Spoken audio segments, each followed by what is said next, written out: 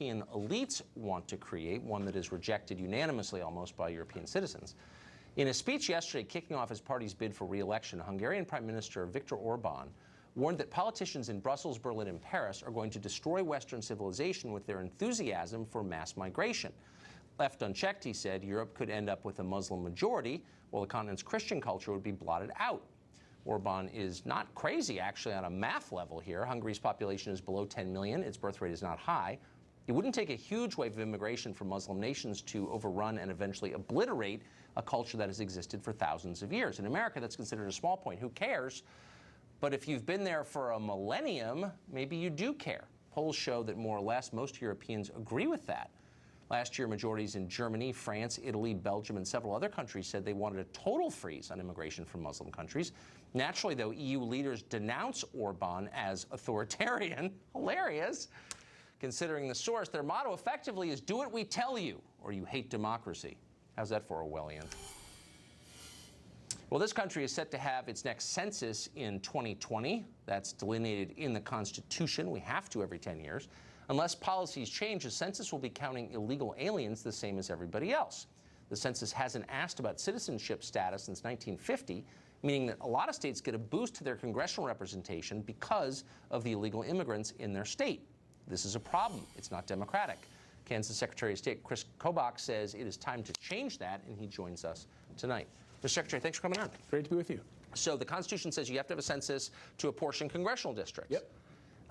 And so the only people whose information matters are citizens. So it matters whether they're citizens or not, correct? It absolutely does. Think of it this way. There are 710,000 people per representative in Congress. But if you live in a district like Maxine Waters' district out in California, probably half or more of your district is illegal aliens. And so you may only have 350 citizens voting in your district. Those citizens' vote counts twice as much as my vote or your vote if you live in a district that doesn't have tons of illegal aliens. So you have vote dilution, where some people's vote matters more than others because they have tons of illegal aliens in their district. But wait a second. I thought the liberals are always yelling about how every vote counts, every vote should matter the same as any other vote. Yeah. So why would they be for this? Well, I think it's a dirty little secret that they don't want to talk about. And you're absolutely right. The 1964 decision of the Supreme Court, Westbury versus Sanders, says voting dilution is unconstitutional. You cannot have one congressional district where there are fewer voters than there are in another district. And because of illegal immigration, we have crazy disproportional, extraordinary numbers where, in a Midwestern seat, you might have to get 120,000 votes to win your election. In Waters District, you might only need 40,000. So I don't understand the argument. I mean, the answer is really simple. Just check a box. Are you a citizen or not? Are you allowed to vote legally? That's the whole point of the census. So exactly. What's the argument against that? The only argument against it that I have heard is a really lame one. They say that people will be afraid to answer the census form if it has the citizenship question, which is ridiculous, first of all. And secondly, we already asked the citizenship question on the American Community Survey, which about 1% of the population gets, and the Census Bureau asks that. It's an ongoing survey. The Democrats never complained about that.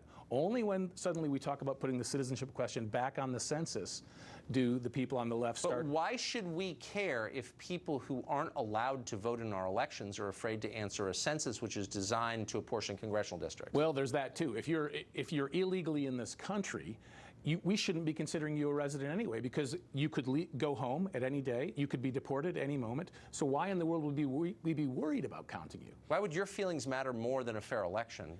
Exactly. And it's not just fair elections, too. Governments need this information. I as Secretary of State, cannot accurately calculate the registration rate, the percentage of eligible people who are registered, unless I know how many citizens I have. And right now, I just have an estimate. I don't have real numbers. That is crazy. Secretary of State Chris Kobach of Kansas, thank you for joining us. My pleasure. Good to see you. We're not huge fans of Congresswoman Maxine Waters, but surely she doesn't tolerate support for suicide bombings. I mean, she's not that crazy or anything. Or maybe she is. That story next.